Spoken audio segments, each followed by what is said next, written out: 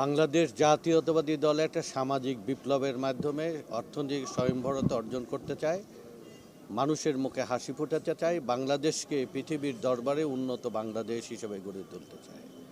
সেই লক্ষ্যে বিএনপি যখন নির্বাচনে অংশগ্রহণ করে, সে নির্বাচনে জনগণের অংশগ্রহণ বলে আমরা ধরা হয়।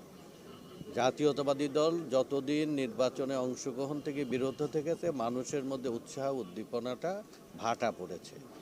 সামাজিক যে পরিবর্তনের প্রত্যাশায় যে দলের সৃষ্টি, সেই দল নির্বাচনে এবার অংশগ্রহণ করেছে। নির্বাচন উৎসবমুখরই হবে, নির্বাচনে মানুষের অংশগ্রহণও হবে। আশা করি এই নির্বাচন হবে মানুষের ভাগ্য বদলের নির্বাচন। বিশেষ করে আমার পাশে আমাদের হাবিবুর রহমান হাবিব ঈশ্বরদী একটা জংশন এলাকা, আর কৃষিপ্রধান এলাকা পাবনার চাটমোহর, ভাঙড়া, ফরিদপুর। তুহিন যথার্থই ব্যাখ্যা দিয়েছেন, ওই অঞ্চলের ভাগ্য বদলের জন্য কৃষির বদল করতে হবে। আর পাবনার সদর একটা ঐতিহ্যবাহী সংগ্রাম এবং আন্দোলনের একটা শহর, সূতিকাগার। এই পাবনায় প্রগতিশীল চিন্তা, পাবনায় সাংস্কৃতিক কর্মকাণ্ড, পাবনায় অর্থনৈতিক যে আকাঙ্ক্ষা মানুষের, সেই পরিবর্তনের জন্যে সামাজিক বিপ্লবের চিন্তায় মানুষ এখানে একীভূত হবে। ইতিমধ্যে পাবনার সর্বস্তরের মানুষ, সাংস্কৃতিক সেবী, ব্যবসায়ী, রাজনীতিবিদ, সমাজকর্মী, শ্রমিক, কৃষক, সাধারণ মানুষ বিএনপির যে ঘোষণা, বিশেষ করে তারেক রহমানের যে নতুন বাংলাদেশ গঠনের যে ঘোষণা, সে ঘোষণায় ইতিমধ্যে জাগরণ তৈরি হয়েছে। এই জাগরণ শুধু পাবনা না, গোটা বাংলাদেশেই।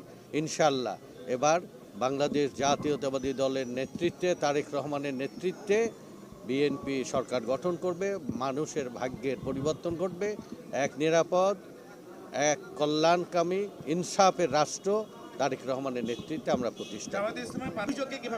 ও বেটা একটু বেশি কথা বলে এবং ওর একটা কথা বলার অভ্যাস, ওর সংযত হওয়া উচিত, ভোটারদের প্রতি তার আগ্রহ দেওয়া উচিত। এই ধরনের আজে বাজে অভিযোগ মানুষ পছন্দ করে না। ওর নিজেরই এগুলো থেকে কারেকশন হয়ে জনগণের প্রতি আস্থা রেখে কাজ করা উচিত।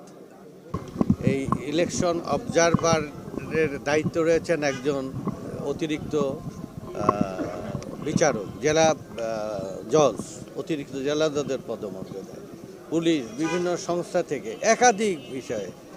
আমার এই সাংবাদিকদের কাছে প্রশ্ন যে আমাদের পক্ষ থেকে আইন শৃঙ্খলার অবনতি ঘটানো বা অন্য প্রার্থীকে